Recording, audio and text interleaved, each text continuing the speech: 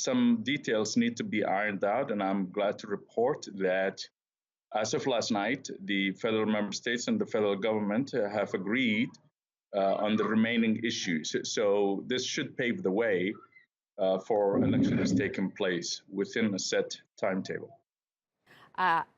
Afyare Abdi Elmi, and he's an associate professor of security studies at Qatar University. Thank you so much for coming on. I want to continue with this information, exclusive information that the Somali foreign minister gave TRT World. I'll just read out that quote again. An agreement has been reached over how to hold a new election, and it's set to be signed within 48 hours. What do you make of that?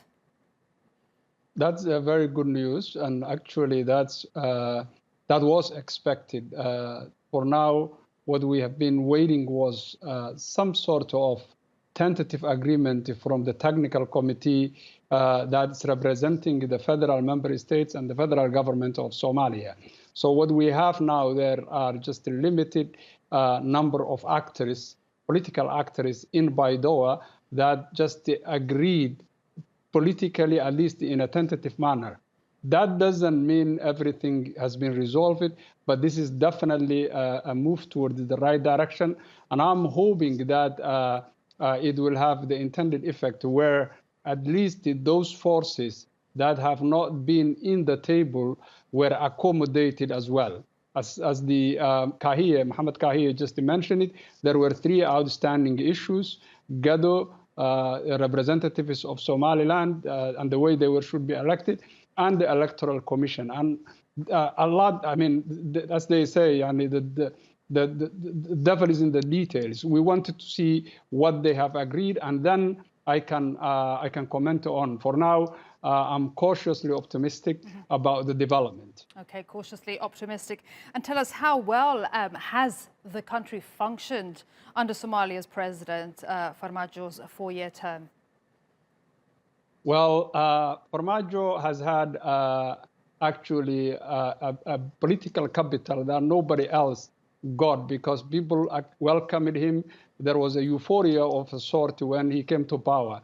But soon after, he just embarked on ruling the country by himself and his group, and therefore alienated a number of political forces, attempted to cleanse number of dissent from the system, particularly politicians in Southwest, in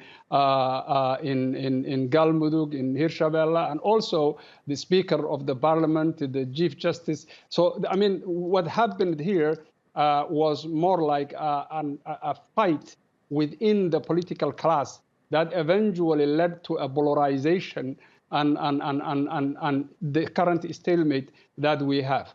Actually, the trust deficit that resulted from these political moves of over-centralizing power by the government has led us to where we are.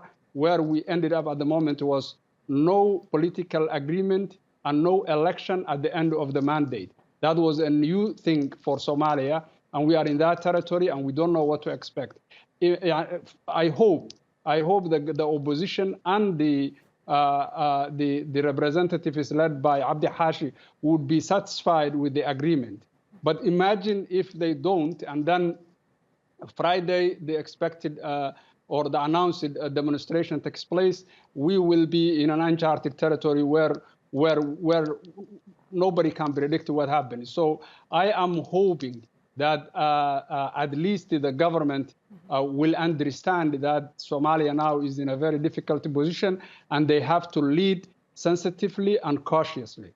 And as you say, it is uncharted territory if a roadmap for elections isn't agreed within 48 hours. But tell us, what would be at stake for the country?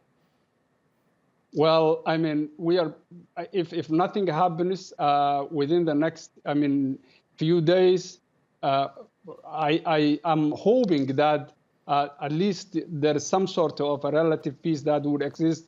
But what I'm hearing from different corners, there could be some sort of violence, particularly if the upcoming demonstration takes place and the government forces reject it. And this push and pull, and particularly, power struggle might result in these poorly trained soldiers on both sides might just clash on accidental basis, and that may eventually lead to some sort of skirmishes, and God knows even beyond. So I'm hoping that the government leaders of both aisles, whether they are opposition or whether they are, the government leaders and the opposition leaders should understand the delicate situation that the country is and move towards the so-called election dispensation that we are waiting. At the moment, I think the government should allow the opposition and the Somaliland representatives who were not represented in this meeting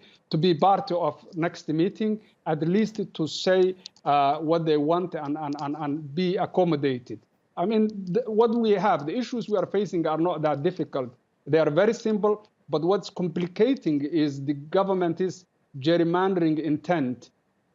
And the opposition is also, sometimes unreasonable demands. So I think they both need to, moderate their demands and understand that what we are facing now is a real problem that can be averted. Okay, and we hope that problem is averted.